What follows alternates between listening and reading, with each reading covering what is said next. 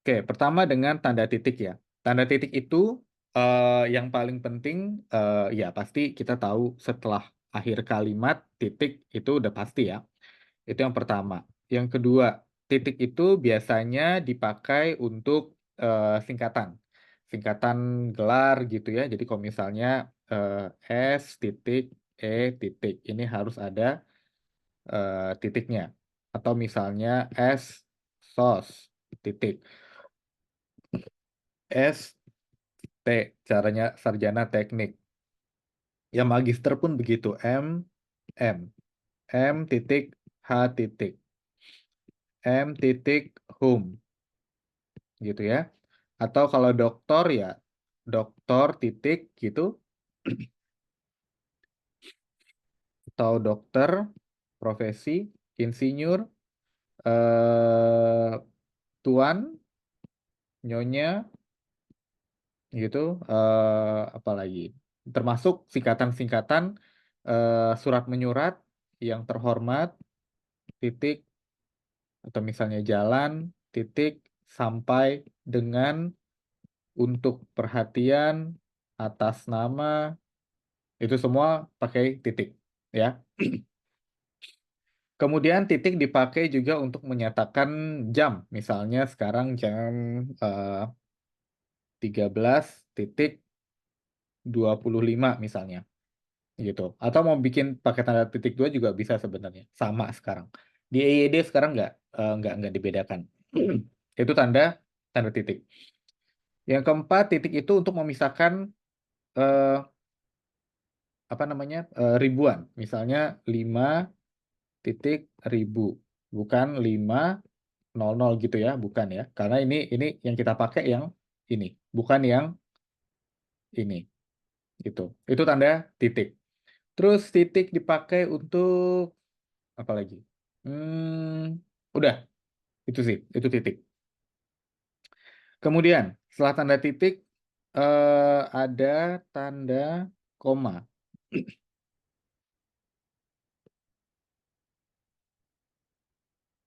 Hmm, Ini kita bisa tambah. Oke, ini whiteboard. Ini berganti kan ya whiteboardnya ya? Putih sekarang ya? Iya, Kak. Oke, oke, oke. Oke. Kemudian tanda koma. Tanda koma, ya pastinya tanda koma itu ada beberapa untuk memisahkan konjungsi ya. Ada beberapa konjungsi yang harus diawali koma, sedangkan, terus sementara, terus yakni, yaitu, kemudian tetapi, melainkan, kemudian bahkan, kecuali, padahal, gitu. Ini harus diawali dengan koma. Kemudian koma dipakai untuk sebelum singkatan. Kalau misalnya tadi koma sarjana ekonomi, apa nama koma sarjana teknik, koma sarjana sosial titik koma lagi misalnya ada gelar S2 M Hum titik. Jadi dia sepanjang apapun dia harus ada koma koma, koma. Gitu ya. Itu cara penulisan gelarnya. Kemudian koma eh udah itu yang paling paling penting koma. Ya.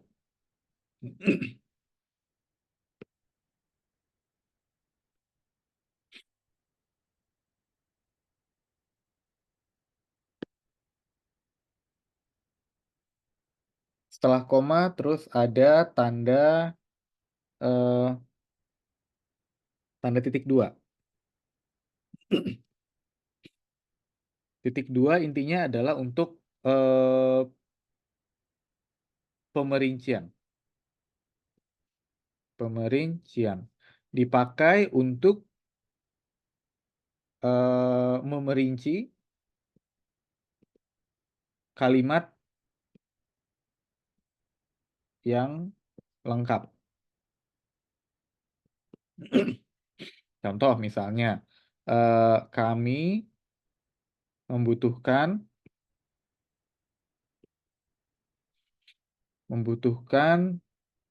perabotan rumah tangga.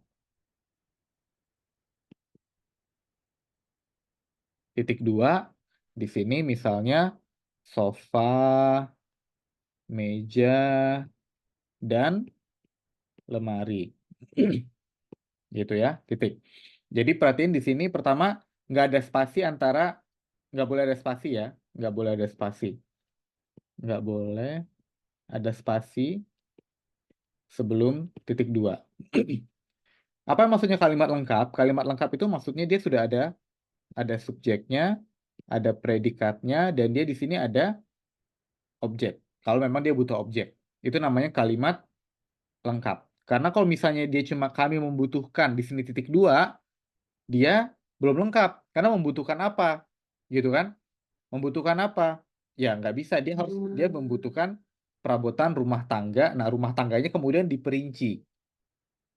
Diperinci menjadi sofa, meja, dan lemari. Kami membeli peralatan tulis. Peralatan tulisnya apa? Diperinci. Gitu kan? Atau sebetulnya di sini kita bisa ubah tanda titik 2 ini dengan misalnya yaitu. Gitu. Karena kalau misalnya di sini tiba-tiba dikasih yaitu, pasti aneh. Kami membutuhkan yaitu, kan nggak mungkin. Ya kan? Jadi dia harus selesai dulu kami membutuhkan apa. Nah, apanya kemudian itu dibuat lebih detail. Tadi saya lupa juga bahwa jangan lupa yang namanya konjungsi dan itu dia harus A dan B, A, B, dan C. Jadi ingat kalau misalnya dia ada lebih dari 1, 2, ini sebelum dan harus ada koma. Begitu juga dengan atau. Sama. Jadi A dan B, A atau C, tapi A, B, dan C, atau A, B, atau C. Dia harus seperti ini formatnya. Oke. Nah, itu ya. Tadi itu untuk titik 2. Titik 2 apalagi cuma untuk itu aja yang biasanya dipakai cuma untuk ini aja, untuk memerinci. Kemudian kalau ada yang mau tanya langsung tanya aja ya, nggak apa-apa. Mau nanya dong, Kak. Ya, boleh. Heeh. Kalau hingga Heeh. itu sebelum hingga perlu ada koma atau enggak? Sehingga Kayak misal enggak. hingga. Oh, hingga enggak. Hingga enggak, Oh, hingga. kayak misalnya A, B hingga C itu nggak perlu ada koma sebelumnya. Oh, enggak. A, B, dan hingga. Eh enggak pernah. Kayak itu kayak sampai ya. Hingga sampai itu enggak. Oh, oke. Jadi kalau misalnya ada 3 objek, terus ada hingga, jadi itu sebelumnya nggak perlu pakai koma. Enggak perlu, enggak perlu. Enggak perlu. Oke, oke. Heeh. Kasih, Kak. Ya. Oke. Kemudian eh oke, lanjut. Kemudian titik koma. Kalau titik koma ini sebenarnya hampir sama kayak kita bisa ganti itu dengan sedangkan atau sementara. Atau sementara. Kalau tadi kan kalau titik 2 itu dia kayak yaitu ya. Yaitu. Jadi kalau sedangkan sementara bisa diganti dengan eh, titik titik koma. Tapi dia harus setara dalam arti misalnya gini.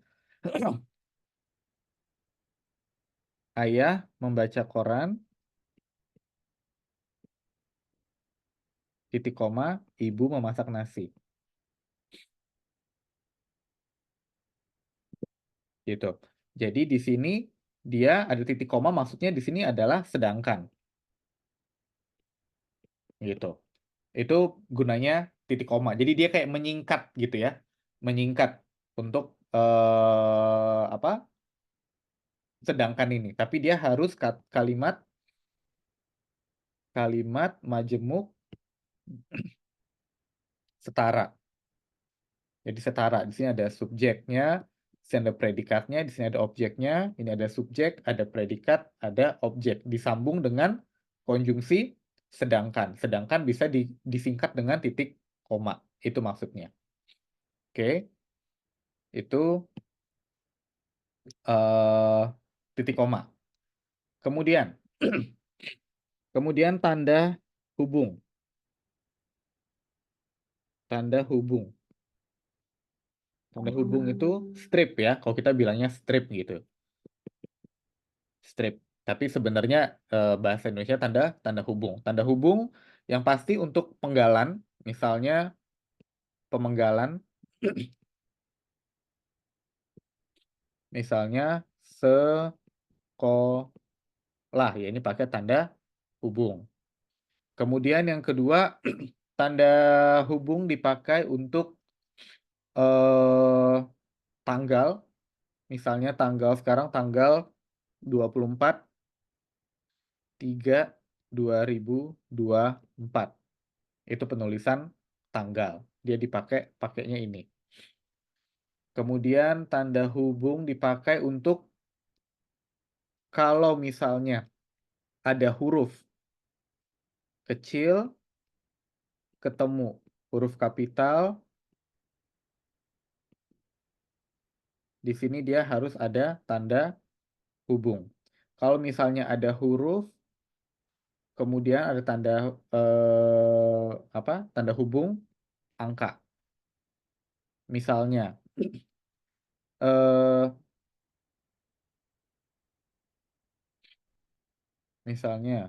anti Israel misalnya.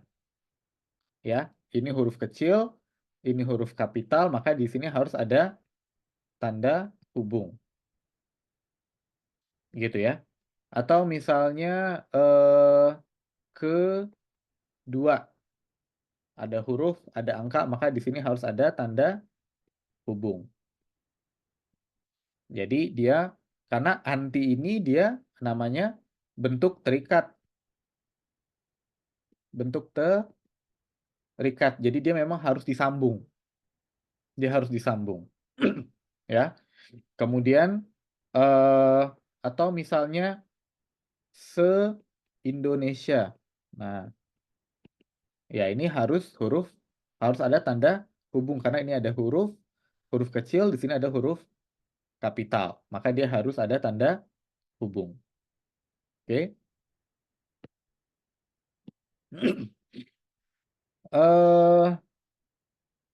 Apalagi itu aja. Itu untuk tanda hubung. Nah, temennya tanda hubung itu namanya tanda pisah. Ini dia agak lebih panjang. Tanda pisah ya pasti dia untuk memisahkan ya. Artinya tanda pisah artinya sama dengan sampai ke atau hingga. Jadi misalnya Jakarta, Surabaya. Tanggal 24 sampai 26 Maret. Misalnya gitu. Usia 3 sampai 8 tahun. Ya, beda. Jadi dia lebih panjang kalau dia tanda hubung dia gini. Kalau tanda pisah dia agak lebih panjang. Paling nggak dia jumlahnya 2 sampai 3 kali lebih panjang daripada tanda hubung. Itu tanda pisah. Tanda pisah juga untuk memberikan keterangan. Misalnya Soekarno presiden pertama RI lahir di mana misalnya. Nah, di sini kita pakai yang namanya tanda pisah. Kalau kayak gini, inti kalimatnya kan tetap kan Soekarno lahir di mana gitu ya. Tapi kita mau memberikan penjelasan Soekarno itu siapa sih gitu. Oh, Presiden pertama RI. Maka kita di sini tambahkan tanda pisah. Bisa diganti tanda lain bisa. Bisa kita pakai koma Presiden pertama RI, koma.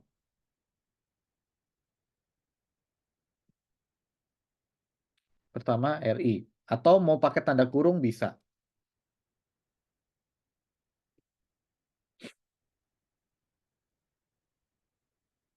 Gitu. Jadi bisa 3 opsi. Bisa mau pakai tanda pisah bisa, mau pakai diapit koma bisa, mau pakai tanda kurung juga bisa. Dia memberikan keterangan tambahan. Keterangan tambahan. Tapi kalau misalnya kita kasih ini dulu, kasih jabatannya dulu gimana? Pakai koma, Kak. Nggak usah. Presiden pertama. Karena dia udah jabatannya ya. Sebenarnya ini sebenarnya ini apa namanya?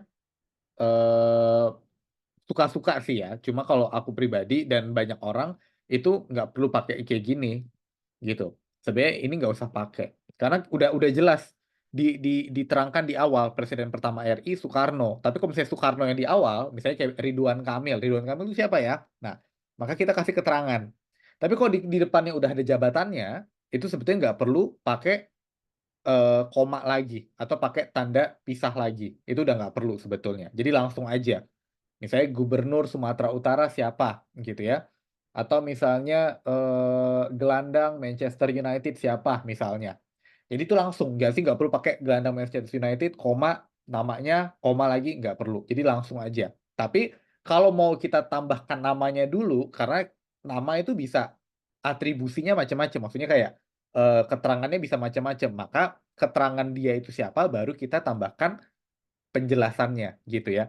Baru kita tambahin penjelasannya. Tapi kalau dia jabatan yang dulu yang disebutan di depan atau posisinya atau profesinya siapa itu, nah itu nggak perlu pakai tanda koma lagi sebetulnya gitu. Cuma kalau mau pakai pun nggak salah sih, nggak salah. Itu bukan sesuatu yang disalahkan gitu. Bukan sesuatu yang disalahkan. Tapi kalau misalnya nama dulu baru ada jabatan, pasti harus ada komanya atau pakai tanda pisah. Itu pasti harus karena nggak mungkin kayak tadi Soekarno presiden pertama RI jadinya kan jadi nyambung kan, jadi nggak jelas. Maka dia harus ada koma atau tanda pisah atau tanda tanda kurung. Oke, Kak, izin tanya. ya silakan. Kalau bukan keterangan jabatan harus pakai koma ya, Kak? Misalnya maksudnya Eh, misal ada kayak dalam penanganan koma itu kan bukan keterangan jabatan, Kak. Berarti harus pakai koma ya, Kak? dalam penanganan eh itu tergantung. Jadi misalnya gini. eh, jadi kalau kita menyisipkan sesuatu yang di luar konteks kalimat intinya, gitu. Eh misalnya penanganan penanganan banjir di Jakarta ya eh, sudah maksimal misalnya gitu ini kan kalimat inti nih, kalimat intinya, tapi kita mau ngasih sesuatu di sini kayak misalnya penanganan banjir di Jakarta seperti yang kita tahu, seperti yang sudah yang kita ketahui, koma sudah maksimal. Nah, ini namanya keterangan aposisi. Aposisi. Kenapa? Karena dia ini di luar inti kalimatnya. Jadi kita kadang kalau ngomong, kadang kita suka nyisipin sesuatu di tengah-tengah gitu ya. Nah, itu namanya aposisi. Penanganan banjir Jakarta, seperti yang kita ketahui, sudah maksimal. Nah, seperti yang kita ketahui itu di luar dari kalimat inti sebetulnya. Tapi dia memberikan keterangan tambahan. Nah, ini harus ada koma di sini, koma di sini. Atau tadi, kita pakai tanda pisah. Penanganan banjir Jakarta, tanda pisah, seperti yang kita ketahui, tanda pisah sudah maksimal. Jadi dia harus diapit. Harus diapit tanda ini. Baik, terima kasih Kak. Oke, sama-sama. Oke, lanjut.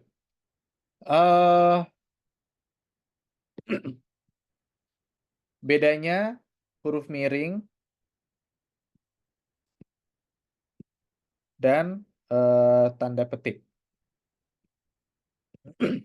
Ya, dalam ketika kita mau mengutip sesuatu, ya. Jadi intinya adalah huruf miring dipakai untuk karya yang lebih besar. Judul karya yang lebih besar, tanda petik untuk judul karya di dalamnya. Misal, judul buku. Kalau kita tulis, kita kutip pakai huruf miring. Tapi kalau di dalamnya ada judul bab, maka dia diapit dengan tanda petik. Judul bab. Judul album. Dalam album ada apa? Ada lagu. Maka judul lagu pakai tanda petik. Lagu apapun. Mau pakai bahasa Indonesia, bahasa Inggris, bahasa Korea, segala macam harus diapit dengan tanda petik. Judul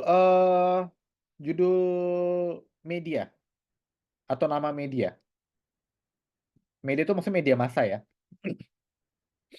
Kompas gitu. Tempo. Pokoknya semua nama media massa harus ditulis huruf miring.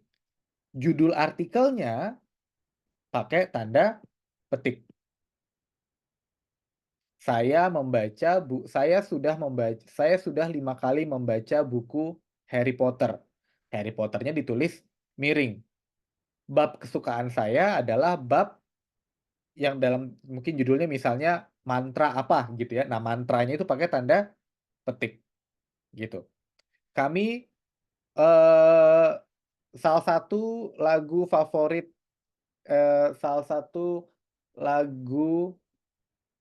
lagu Blackpink yang saya sukai adalah apa misalnya? How You Like That. Nah, How You Like That itu pakai tanda petik gitu. Karena judul lagu gitu ya. Judul artikel semua itu pakai tanda petik. Judul puisi sama. Karena puisi bisa dikumpulkan menjadi buku. Maka judul puisinya pakai huruf pakai tanda petik gitu. Jadi intinya kayak gitu. Pokoknya kalau ada suatu karya yang lebih besar, nah judul jurnal itu adalah kumpulan dari artikel-artikel jurnal. Maka dia jadilah satu jurnal, satu buku kayak majalah bentuknya. Maka judul jurnal pakai huruf miring, tapi artikelnya pakai tanda petik. Bedanya kayak gitu ya. Jadi biar jangan bingung. Oke? Jelas nggak? Jelas ya? Itu bedanya. Kemudian, tapi ingat bahwa ini konteksnya kalau dikutip dalam tulisan ya. Kalau dalam tulisan. Bukan berarti kalau kita bikin judul terus harus pakai tanda petik. Enggak, bukan. Tapi kalau kita mengutip judul tersebut dalam sebuah tulisan. Kayak tadi saya sudah membaca artikel hari ini apa gitu ya. Kayak gitu. Oke. Kemudian, nah, masih tanda petik. Tanda petik digunakan untuk tanda petik ya. Untuk kutipan langsung. Kutipan langsung. Oke, misalnya. Jangan keluyuran. Keluyuran, nak. Kata ibu. Ya. Jangan keluyuran karena dia di awal dia harus huruf kapital. Oke. Setelah nak itu harus ada koma. setelah koma, kemudian ada tanda petik 2. Jangan terbalik, jangan petik dulu baru koma, tapi koma dulu baru petik. Kemudian dilanjut kata ibu, K-nya huruf kecil. Titik kalau sudah selesai. Tapi kalau ternyata di sini masih koma, di sini nanti sakit. Titik. Nah, di sini N-nya masih huruf kecil. Kenapa? Karena di sini masih koma. Ya. Jadi perhatikan di sininya. Kalau di sini dia masih koma, maka di sini lanjutannya dia masih huruf kecil, jangan huruf kapital. Kecuali di sini titik. Kalau setelah ibu di sini titik, baru di sini N-nya huruf kapital. Gitu. Ya. Karena ini kan sama aja, bisa aja kita bikin jangan keluyuran nak, nanti sakit. Nah, kata ibu sama. Tapi mau kita penggal jadi dua kutipan gitu, boleh juga, nggak ada larangan. Gitu ya. Itu tentang tanda petik.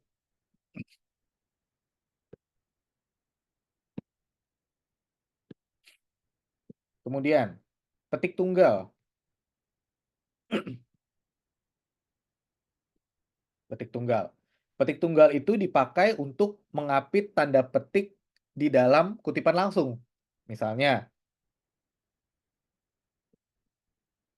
kami senang menyanyikan lagu hati-hati di jalan.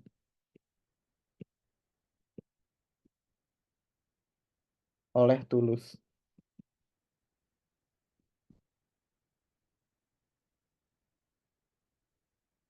Kata Dita misalnya. Kami senang menyanyikan lagu Hati-hati di Jalan oleh Tulus. Ingat tadi bahwa judul lagu harus ditulis pakai tanda petik. Cuma tanda petik di dalam kutipan langsung, otomatis dia berubah menjadi petik tunggal. Nih, harus jadi petik tunggal. Karena di sini udah ada tanda petik, maka yang di dalamnya harus petik tunggal. Gitu. Atau misalnya, semalam kami mendengar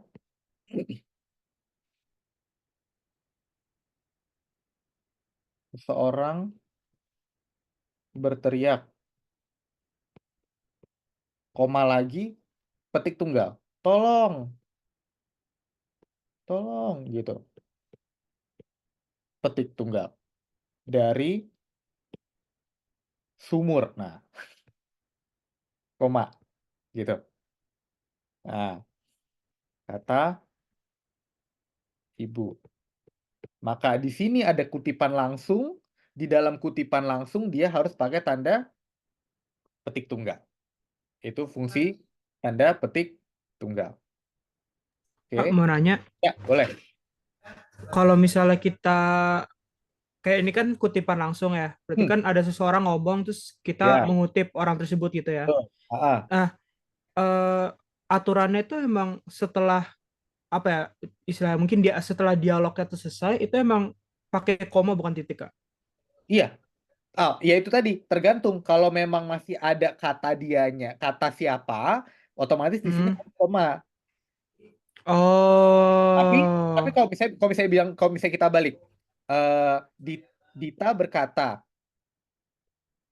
koma, kami senang menyanyikan lagu Hati-hati di Jalan oleh Tulus. Di sini titik, ya dong, selesai. Ya Oh, gitu, gitu. ya. Jadi tergantung ya, tergantung. Kenapa? Karena dia pasti harus ada, kan ini kalau dalam bentuk kalimat kutipan langsung, subjek predikatnya itu hanya di sini ya, subjek Iya. predikat atau di sininya subjek predikat. Yang ini nggak masuk hitungan, ya kan? Oke, oke, oke, oke, oke, Kalau oke, ini oke. nggak ada atau ini nggak ada, jadinya nggak ada subjek predikatnya, gitu. Oke, oke, oke, oke. Jadi ya mau di depan, mau di belakang, suka-suka. Kalau di depan ya berarti Dita berkata koma, ada petik, nanti di sininya kalau sudah selesai ya titik. titik dulu baru tanda petik. Jadi jangan tanda titiknya setelah tanda petik ya. Atau mau langsung kutipan langsung, kata siapa, kata dia, katanya, imbuhnya, ujarnya. Nah, itu setelah itu baru. Berarti dia di sini harus koma. Oke. Gitu. Berarti kalau SP-nya di belakang berarti setelah dialognya selesai itu koma ya, Kak? Koma dulu, baru tanda petik ya. Oke, oke, sip, sip, sip. Tanda Oke, petik. paham. Kasih, Kak. Yuk, sama-sama. Oke. Nah, yang satu lagi penggunaan tanda petik tunggal itu adalah untuk memberikan terjemahan. Misalnya, eh, Jakarta resmi menerapkan lockdown misalnya, atau karantina wilayah. Biasanya kita kalau kayak gini kita kasih tanda apa di sini untuk menerangkan lockdown itu adalah terjemahannya karantina wilayah. Mungkin orang-orang biasanya pakai tanda kurung ya. Nah, padahal harusnya itu pakai tanda petik tunggal di sini. Gitu. Jakarta harus menerapkan lockdown. Lockdownnya di huruf italik ya, huruf miling. Atau misalnya, tapi kalau misalnya kita kebalikannya, Jakarta resmi menerapkan karantina wilayah. Mungkin nggak semua orang paham karantina wilayah itu apa sih, gitu kan? Karena lebih lebih lebih umum sama istilah bahasa asingnya. Maka kita di sini tulis lockdown. Ini di huruf miring. Yang ini, jadi bedanya apa? Lockdown, terjemahannya artinya adalah karantina wilayah. Dia pakai tanda petik tunggal. Karantina wilayah maksudnya lockdown. Jadi maksudnya itu kita pakai tanda kurung. Jadi kalau dari bahasa asing ke bahasa Indonesia itu pakai petik tunggal. Tapi kalau dari suatu istilah kita mau ngasih keterangan yang lebih umum, yang mungkin lebih lebih mudah dipahami sama orang, maka kita pakai tanda kurung. Gitu. Jadi mau ini bahasa Inggris, mau bahasa daerah, bahasa apapun, setelahnya itu harus pakai tanda petik tunggal. Gitu. Ya. Atau misalnya eh misalnya eh hmm, salah satu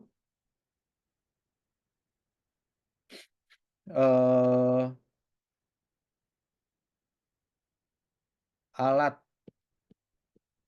yang dibutuhkan untuk mengoperasikan komputer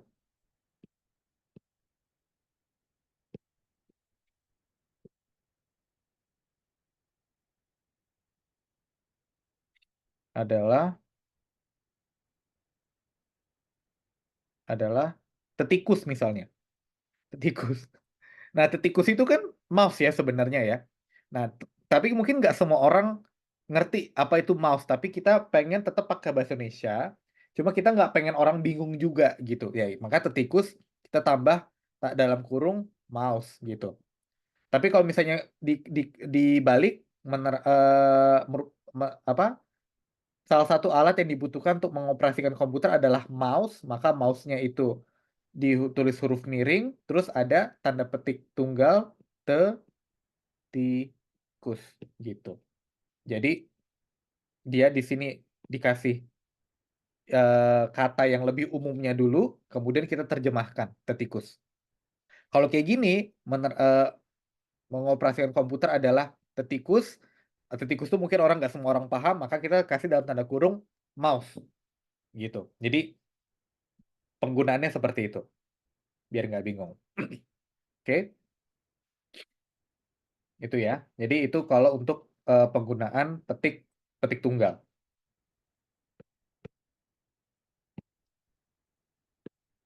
Nah, selain petik tunggal, satu lagi itu ada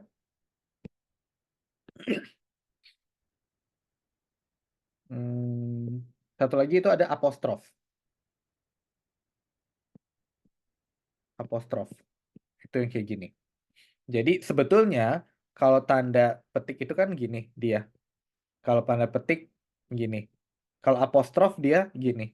Jadi dia hanya satu gitu, kayak satu.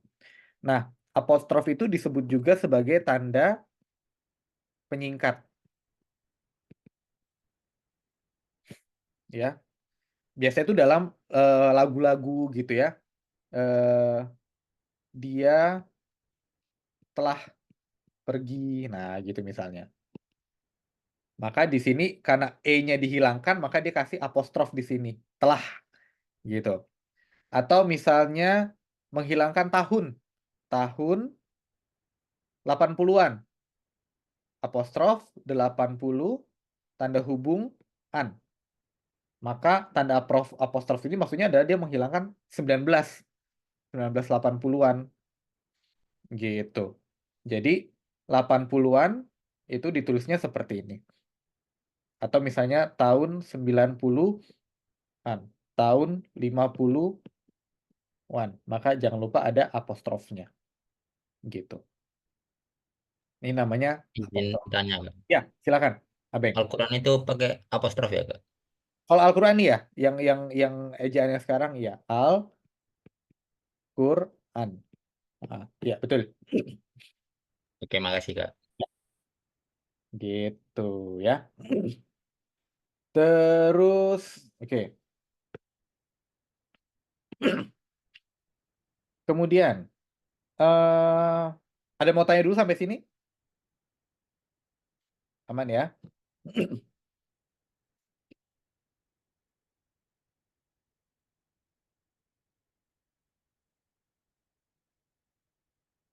Hmm.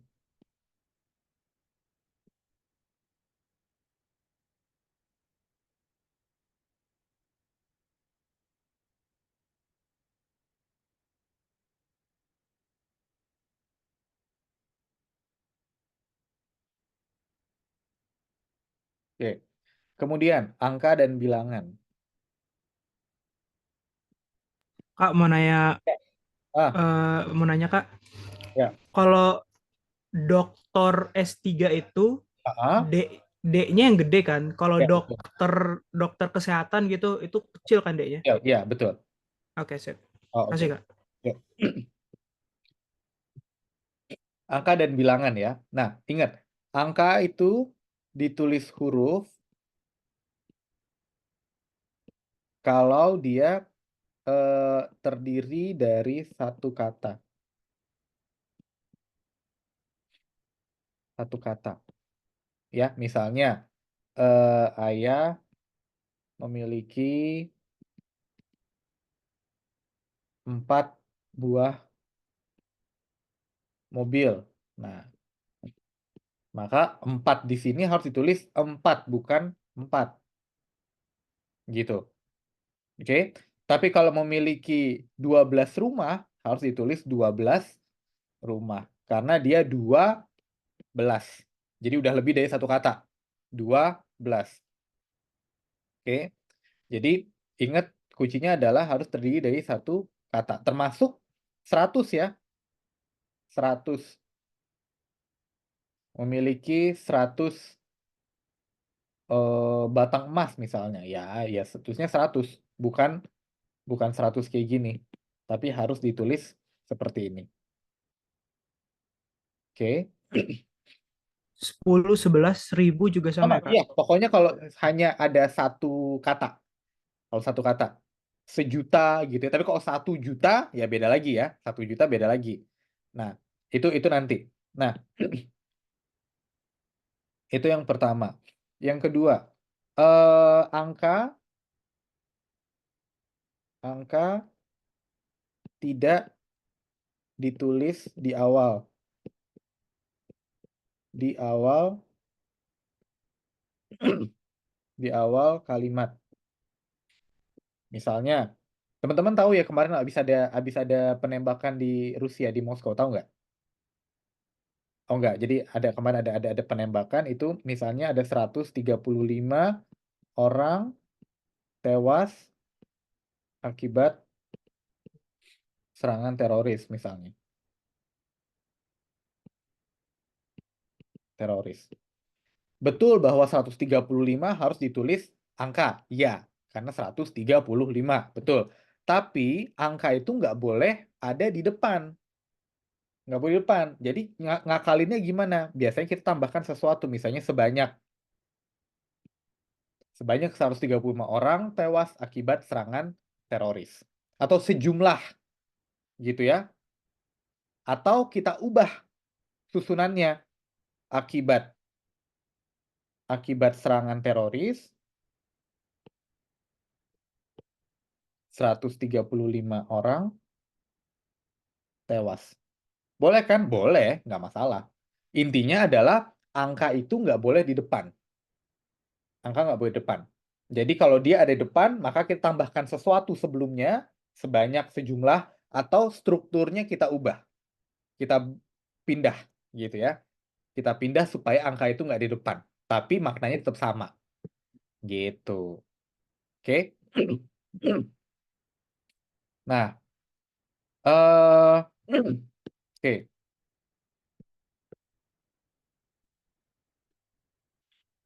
Kemudian, angka itu kalau ya, kalau dalam perincian tetap tulis angka.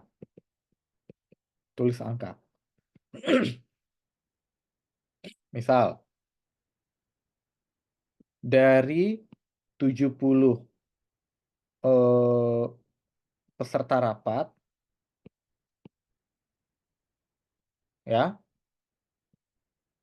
50 orang setuju,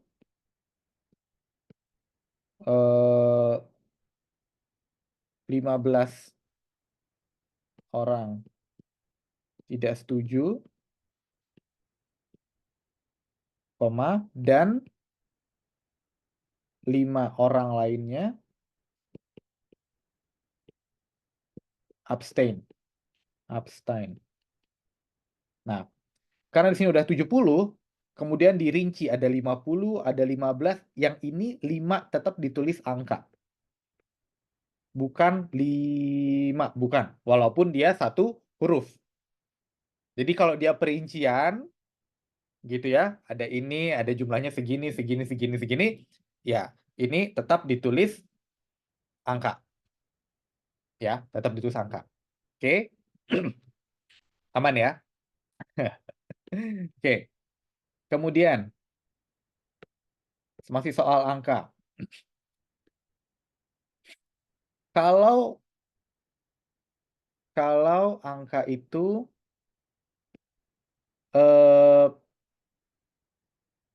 nilai ukuran itu ditulis angka. Misalnya panjang, ya, berat, waktu juga. Jadi misalnya 5 kilometer. Nah, tetap ditulisnya 5, bukan 5, bukan itu LIMA, bukan. Atau misalnya 3 kilogram. Ya, atau mau ditulis KM boleh ya, mau tulis KG boleh. Tapi kita nggak tulis TIGA. Atau misalnya 3 tahun 2 bulan. Nah, tulisnya seperti ini. Gitu ya, 3 tahun 2 bulan. Atau misalnya 5 bulan, 4 hari. Karena ada ukurannya, gitu ya. Ada ukurannya. Atau 0,5 liter. Gitu. Ya. Ini untuk angka. Kalau rupiah juga sama. Rupiah misalnya 5.500 ya. Ingat di sini nggak boleh ada spasi. Tidak boleh ada spasi. Dan nggak perlu pakai ini atau 00 gitu, nggak perlu. 00 paling, sorry. 00-nya pakai kalau menurut ini. Kak, kalau misalnya 10 sampai dengan 11 gitu, itu hitungannya juga nilai ukuran nggak? Maksudnya? Oh, Kayak misal, maksudnya kalau ya, dia menyatakan ada satuannya kayak panjang, berat, waktu, atau oh misalnya itu baru hitungannya pakai harus angka. pakai angka semua, harus pakai angka semua. Tapi For kalau misalnya secara umum aja gitu, 10 sampai 11 itu ditulisnya pakai kata gitu. pakai kata, misalnya 10 Oh, oke. ekor kambing gitu ya, ya 10 pakai kata, iya. Karena dia Oke, oke. satu, ya, Paham, Kak. Kasih, Kak. ya. Itu angka. Terus ada bilangan bertingkat.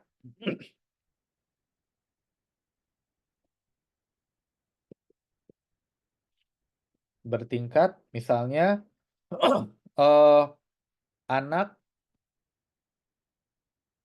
anak kedua bisa, atau misalnya anak kedua pakai huruf Romawi atau anak kedua.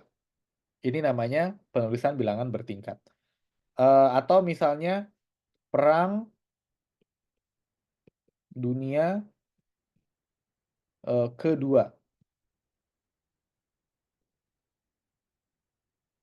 Perang Dunia Kedua pakai huruf Romawi atau Perang Dunia Kedua. Lihat di sini harus ada K-nya harus huruf kapital ya. Kenapa? Karena kedua itu bagian dari nama peristiwanya. Kalau ini bukan nama, cuma kedua aja, anak yang kedua, ketiga, keempat, kelima, seterusnya. Tapi kalau Perang Dunia Kedua, karena ada Perang Dunia Pertama, maka kedua itu adalah bagian dari nama eventnya, nama peristiwanya, maka dia harus ditulis ke, gitu. Itu makanya bilangan bertingkat itu makanya kalau penulisan kelas itu juga sama pakai bilangan bertingkat. Kelas 12, bukan kelas 12 sebetulnya, salah. Tapi harus pakai huruf Romawi. Gitu. Kelas 8 misalnya gitu. Pakai huruf Romawi. Itu artinya ke, dia bertingkat. Abad. Abad 19 atau abad ke-19 gitu penulisannya. Jadi dia bisa pakai huruf Romawi atau kayak gini. Kalau sudah pakai huruf Romawi jangan tambahin ke lagi, salah. Jadi dia langsung huruf Romawinya aja. Gitu. Oke. Berarti kalau Perang Dunia yang pakai dua, apa, yang pakai huruf Romawi Ya, gitu, baku hitungannya kayak. ya, baku kok, baku. Karena dua Romawi itu artinya itu kedua. Atau misalnya hukum kedua Newton misalnya. Nah, kayak gitu.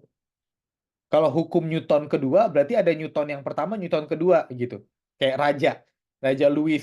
Louis 11, 12, 13, 14, ke-15 gitu ya. Kan banyak tuh Raja Perancis. Nah, itu makanya angkanya tuh di belakang. Louis ke-16, Louis ke-17 gitu. Napoleon kedua, Napoleon ketiga, itu ada di belakang. Nah, tapi kalau hukumnya, maka setelah hukumnya, karena yang berbeda itu adalah hukumnya, bukan orangnya. Makanya hukum kedua Newton, the second law of Newton gitu ya. Gitu. Itu tentang angka. Kemudian ada yang namanya juga apa namanya bentuk terikat. Bentuk terikat ini ada banyak. Misalnya ada pra, per, pasca ya, bukan pasca. Pasca, sub, terus antar, anti, banyak lah. Apalagi maha, ya. Misalnya pra sekolah, gitu. Ini harus disambung. Pasca sarjana, disambung. Nggak boleh pasca spasi sarjana, nggak bisa. Semua harus disambung. Antar negara, antar tetangga, maha guru. Nah, cuma maha ini kalau dia berhubungan dengan sifat Tuhan, dia harus dipisah dan huruf kapital. Maha Esa, maha besar, maha pengasih. Gitu. Dia harus huruf kapital dan di spasi, dikasih spasi. Kalau enggak, tetap sama. Maha siswa, disambung. Maha dewa, sama, disambung. Bentuk terikat. Ada banyak banget. Tapi kira-kira biasanya ya inilah yang paling umum gitu ya. Yang paling umum. Atau ekstra sama intra, ya, subdivisi, ekstra kurikuler, gitu. Itu namanya bentuk terikat.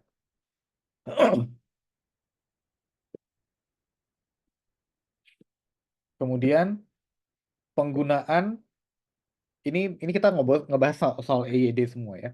Penggunaan ku, kau, ku, mu, nya. Kalau ini semua harus disambung. Misalnya, buku itu telah ku baca. Maka ini harus disambung, bukan ku spasi baca. Salah. Ya.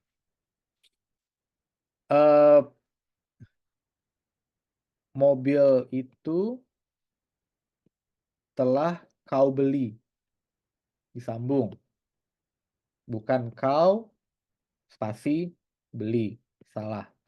Tapi jangan semua langsung dibuat kayak gitu. Karena kita harus ngecek.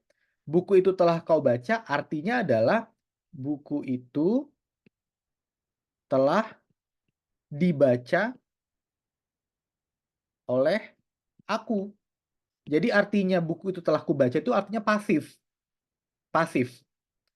Mobil itu telah kau beli artinya mobil itu telah dibeli oleh engkau. Pasif. Nah, sekarang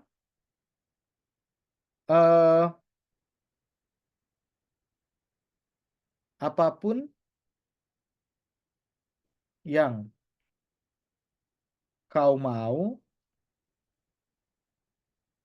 katakanlah. Pertanyaannya, kau mau di sini disambung atau dipisah? Dipisah, Kak. Dipisah. Kenapa? Karena dia nggak bisa dipasifkan. Nggak ada apapun yang dimau itu nggak bisa. Dimau. Jadi nggak semua itu bisa dibuat serangkai. Jadi kita yang harus coba cek dulu gitu ya. Ku mau. Ku mau itu nggak bisa disambung. Harus dipisah. Ku di situ dia sebagai singkatan dari aku. Ku mau. Ku ingin marah. Nah, kata BCL. Ku ingin marah. Nah, gitu kan. Ini nggak bisa dia jadi ku ingin disambung gitu kan. Oh kan kata Kak Futus harus disambung. Nggak bisa. Nggak. Karena itu beda. Beda ya. Gitu. Berarti depannya harus predikat, Kak, ya. Harus predikat. Iya. Iya, betul. Jadi dia lebih ke sebetulnya ininya harus verba sih. Harus verba. Harus kata kerja. Harus kata kerja. Gitu ya. Nah, tapi kalau kumunya itu pasti diawali dengan nomina. Misalnya bukuku, sepedaku, ya kan rumahmu, rumahnya, gitu ya. Cuma kalau misalnya rahmatnya harus seperti ini.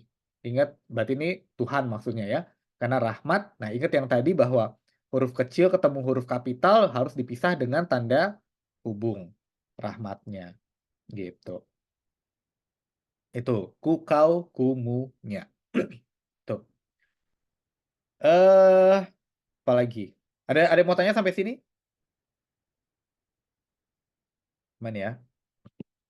Sebenarnya materi soal EYD kurang lebih ini semua. Kayak udah nggak banyak-banyak. Kalian bisa itu cek di sini sebentar.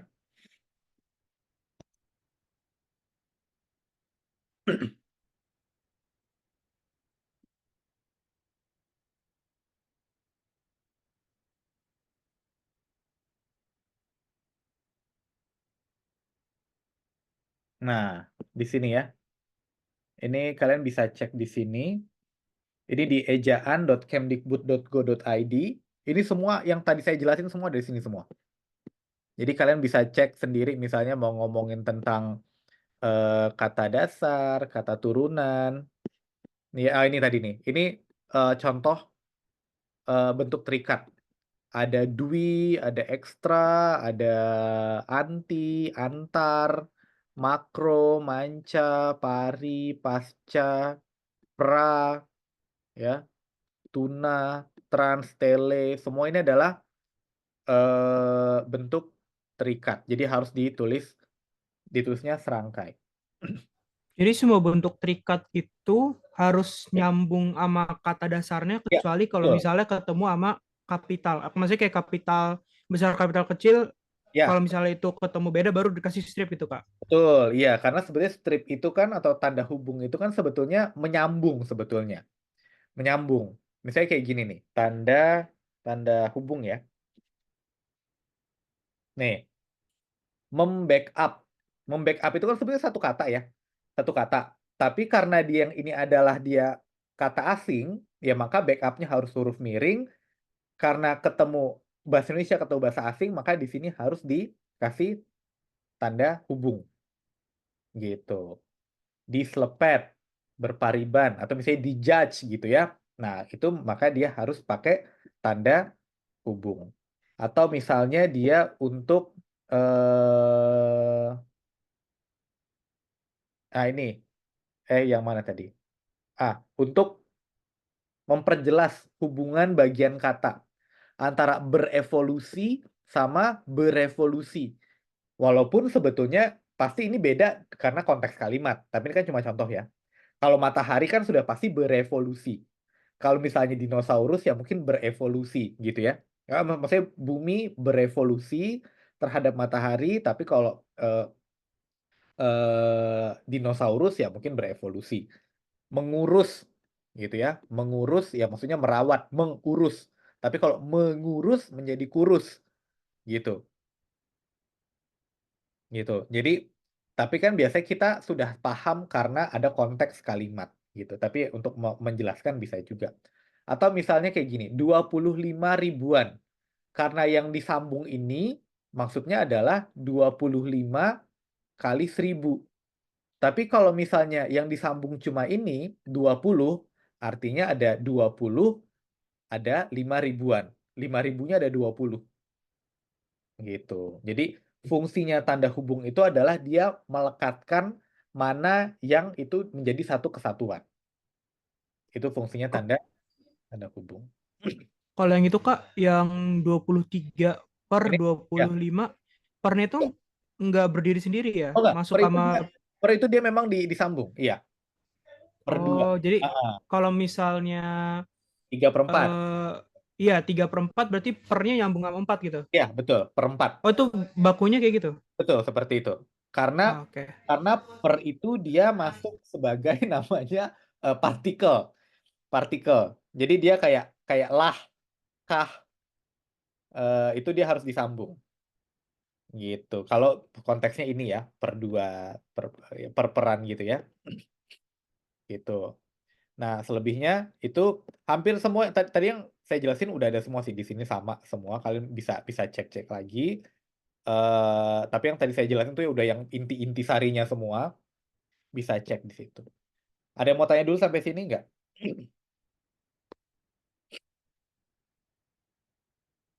Naila mungkin nggak? Naila? Naifa, ada Naifa, ada Naila, ada Naifa. Aman ya? Nah, oke. Kalau gitu, ini saya ada bikin soal, kalian boleh coba cek. Ini udah ada belum ininya? Udah ada, sebentar. Ada Kak. Udah ada Udah, ininya? Kak. Oh, udah ada Udah. ya? Oh ya udah. Udah. Oke, kalian buka yang ini, di-download aja. Atau saya copy deh. Oh.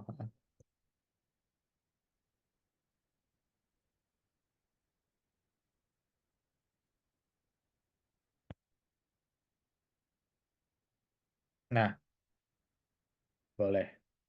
Kalian coba buka salah satu aja. Nanti ini saya mulai masuk ke soal yang ini ya, yang gabungan ya, bukan bukan soal per ini per apa? Per materi.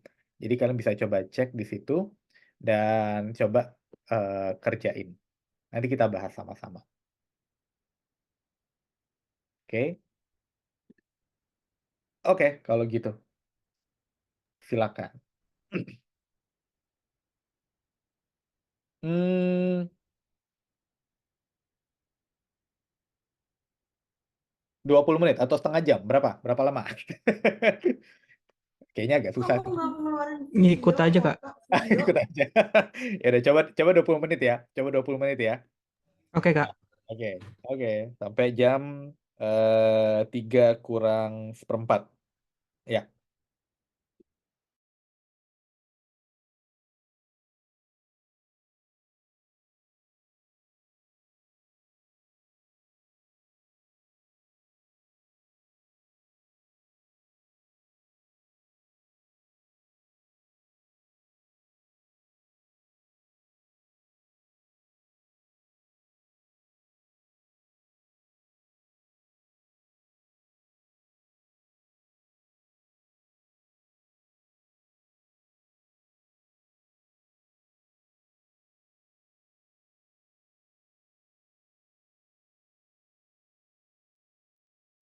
Permisi, Kak.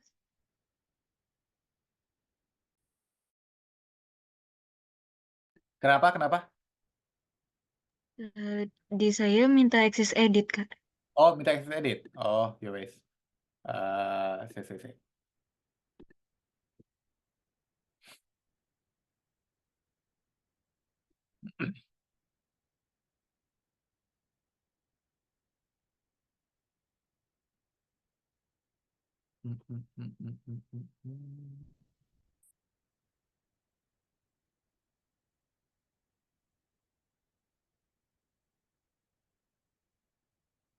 Saya taruh chat ya. Oke, coba.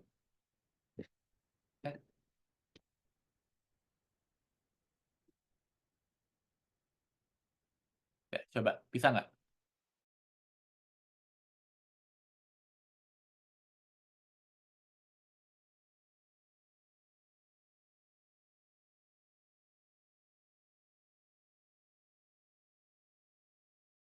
Bisa Kak.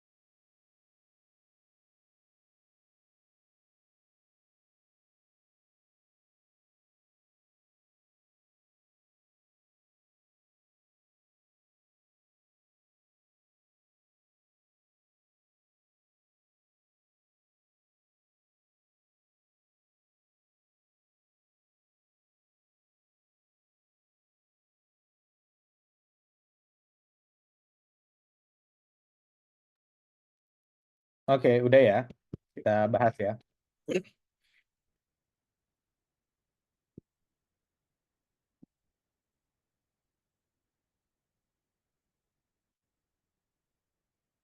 Oke, udah selesai atau belum? Atau masih ada yang belum?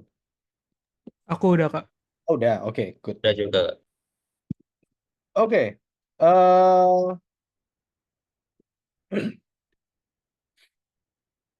oke, nomor 1 ya. Kata yang tepat untuk melengkapi titik-titik pada kalimat 3. Kalimat 3 ini ya. Apa jawabannya?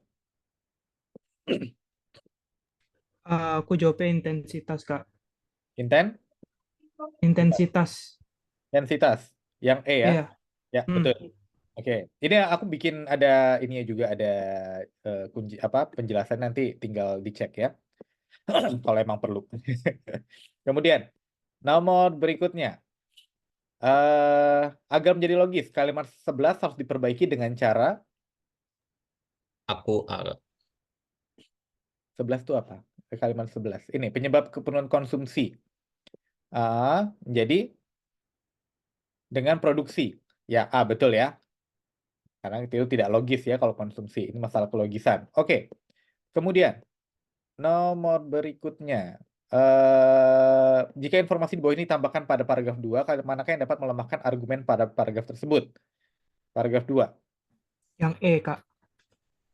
Berdasarkan LIPI yang E. Ya, betul. Wah, jago-jago ini. Setiap penurunan produksi di lobster. Oke. Oke. Lanjut. Kemudian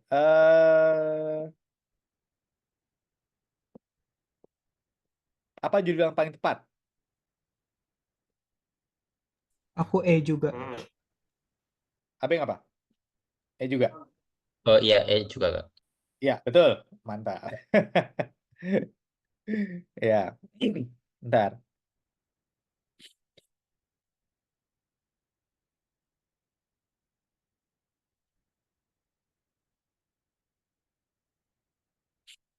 Terus, masih ekosistem. Oh, ini yang C. Ya, udah kelihatan. C, kalian jawabannya apa? Manakah yang dapat dituliskan sebagai simpulan pada akhir tulisan? Kak, salah berarti ya. Uraian di atas, kesimpulan permasalahan di atas membawa kita pada kesimpulan bahwa diperlukan solusi yang tepat untuk mengurangi degradasi. Uraian di atas Aku yang A, Kak. dapat disimpulkan bahwa manusia merupakan sebab utama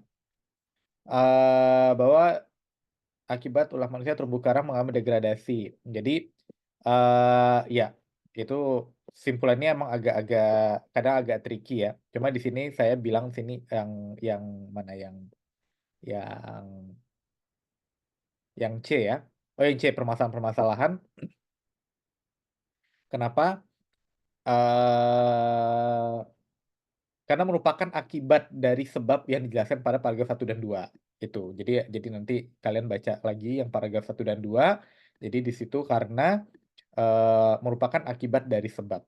Nah, kalau kenapa yang E itu salah, saya jelasin di sini. Nanti yang A kenapa? Karena tidak sejalan dengan gagasan pokok. Jadi itu juga harus diselaraskan sama gagasan pokoknya apa, gitu ya. Kemudian perbaikan pada kalimat 7. Kalimat 7. Pada tahun-tahun berikutnya, sekolah ini mengubah namanya. Oh, ini udah jelas ya. Yang A, Kak. Yang A. Mengubah. Bukan yang B. Pada tahun-tahun berikutnya, nama sekolah ini berubah. Karena sekolah Oh iya, Ding. Oh iya, sekolah iya. itu Salah sekolah baca, itu salah nggak bisa baca, mengubah. salah baca. Ya, sekolah itu nggak bisa mengubah ya. Iya, Ya, salah baca, salah baca. ya. Karena ya Benar-benar. itu majas sih bisa personifikasi. Cuma kayak kurang logis sebetulnya. Jadi kayak kalau kita ngomong sehari-hari sekolah ini ngubah nama ya bisa. Cuma kalau dalam kalimat yang logis itu dia sekolah itu kan nggak bisa mengubah nama. Tapi namanya berubah gitu ya. Ya ini emang agak-agak tricky di sini. Abang bener nggak? Enggak, Kak. A juga Oh aku. juga, iya ini emang agak-agak. Karena kita ngeliatnya merubah ya, merubah jadi mengubah. Iya. Ya, emang jadi kadang suka kayak gitu. Oke, kemudian, oke, menurut Bumgar, kalimat manakah yang ditambahkan pada paragraf 2? Ini aku B, Kak. Yang Aku lain? A, Kak. A. Ditambahkan paragraf 2 yang D. Di bidang ekonomi, cakar berdampak pada pemasaran tanaman yang merupakan bagian dari sistem tanam paksa. Kenapa yang D? Karena kalimat tersebut masih ada korelasinya dengan kalimat setelahnya. Jadi coba kalian perhatikan kalimat berikut ya. Jadi di bidang ekonomi, memiliki cacar berdampak pada pemasaran tanaman yang merupakan bagian dari sistem tanam paksa. Kalimat ini merupakan kalimat yang tepat untuk melengkapi paragraf 2. Hal ini dapat dilihat pada konjungsi adapun. Jadi sebelum frasa di bidang pendidikan dalam kalimat 6 itu ada adapun yang menyatakan kesinambungan dengan kalimat sebelumnya. Jadi ya ini emang harus eh eh, apa lebih apa namanya lebih hati-hati ngeliatnya aja gitu. Ini emang dari soal UTBK semua ya. Jadi saya ngambilnya dari soal-soal UTBK nih kalau yang kayak gini. Cuma memang ini dari 2019. Cuma ya sama. Ini artinya pernah diujikan. Kalimat yang diperlukan paragraf 1 yang D. Bener nggak kalian? Alhamdulillah benar, Kak. Benar. Ya. Benar, Nadif ya. Oke, nggak usah dibahas kalau gitu. Kemudian yang ini selanjutnya yang seharusnya terdiri dari 2 paragraf. Kalimat mana yang seharusnya jadi awal paragraf 3? C aku, Kak. Aku E, Kak. C, benar. Ya. C. C ya. Kenapa? Kenapa yang C? Karena kalimat 9. Karena kalimat 9 itu dia gagasan baru. Coba kita lihat gagasan baru. 9. Nah, pada masa kini kedokteran merupakan kan gini. Ini kan pada saat ini penanggulangan udah penyakit cacar nih. Ngomongin cacar, ya kan? Pada tahun berikutnya bla bla bla, kemudian sekolah ini menjadi bla bla bla fakultas kedokteran. Pada masa kini ini udah topik yang lain, ya kan? Ini udah topik yang lain. Jadi dia harusnya dia jadi satu paragraf tersendiri maksudnya gitu. Itu ya. Kemudian kalimat manakah yang paling tepat melengkapi paragraf 1? Ya, aku yang D. Sama Kak, aku D, Kak. Benar, ya bagus. Oke, bisa ini pasti. Ya, bisa lah. Terus pertimbangkan apakah frasa bercetak tebal pada kalimat 2 perlu diperbaiki atau tidak. Communication Nah. mediated computer. Yang tadi nih, Kak. Iya, Ah, Kak. Yang E. Yang E. Ha-ha. yang E, betul. Communication mediated computer. Oke. Kemudian yang selanjutnya itu pertimbangkan apakah ini yang B, kalimat 6. Ya, B. Benar ya, smartphone Ya. yang Kata semakin. semakin jadi makin ya. Ya. Nah, makin itu semakin itu nggak baku, jadi bakunya itu adalah makin sebetulnya. Gitu. Kalau kita cek di KBBI makin. Oke. Kemudian apakah konjungsi yang bercetak tebal pada kalimat 5? Bahkan perlu diperbaiki atau tidak? Tidak perlu, Kak. Tidak. Tidak. Tidak? Tidak perlu ya. Tidak perlu. Oke. Kemudian selanjutnya Anda akan menambah kalimat berikut pada teks di atas. Dengan berkembangnya teknologi, komunikasi dapat dilakukan secara masif, simultan, dan cepat. Meski tidak perlu berada dalam ruang yang sama atau jarak dekat. Apakah yang paling tepat? Setelah kalimat? Aku A. Iya, 1, Kak. Ya, betul. Mantap. Jago-jago ini udah bisa. Bismillah, Kak. UTBK besok aja lah UTBK. udah daftar belum? Udah daftar belum? Apa nunggu SNBP? Aku nunggu gelombang SNPP. 2, Kak. Nunggu. Oh, oke. Kamu apa yang udah gelombang 2 dapatnya? Oh, belum, Kak. Nunggu gelombang 2 dulu, Kak. Maksudnya? Ya, nunggu info udah gelombang 2 apa belum yang tempat lokasinya itu, Kak. Oh gitu. Oh jadi nunggu orang penuh dulu nanti baru gelombang Iya. 2 Soalnya gitu. kalau nggak salah dulu tuh diacak ya. Sekarang tuh ngisi Oh slot gitu. itu, Kak. Oke, manakah hasil penggabungan paling tepat pada kalimat 8 dan 9? Yang ini nomor 15 kan ya? Ya. Yang terakhir kan? Yang C. Sama, Kak, C, Kak. Memperoleh serta memproduksi, iya betul. Habis ya? Ya. Habis, mantap. Oke, bagus. Bagus. Ya, Naifa gimana? Ini nggak ada suaranya nih. Ya, tapi ini nanti saya masukin di folder tadi saya masukin ya kunci jawaban.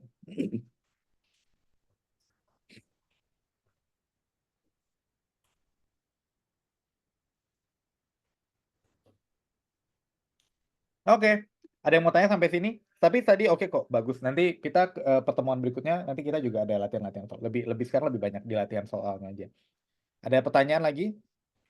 Pokoknya tadi kalau Udah. EYD kalian pokoknya banyak baca di website itu tadi aja. Itu lebih gampang sebenarnya. Lebih bisa dicari kapanpun gitu ya. Jadi kalian nggak usah bingung. eh tadi. Izin nanya Kak. Ya, ah, Eh, Kalau aku itu biasanya kesusahan di soal yang tipe perbaikan kalimat Kak. Soalnya kan kita cek satu-satu jawabannya kan ada 5 Kak gitu Kak. ya, perbaikan Eh, kalimat. Iya Kak, apakah ada tips atau triknya gitu Kak? Perbaikan kalimat itu tadi ada ya perbaikan kalimat tadi ya. Iya,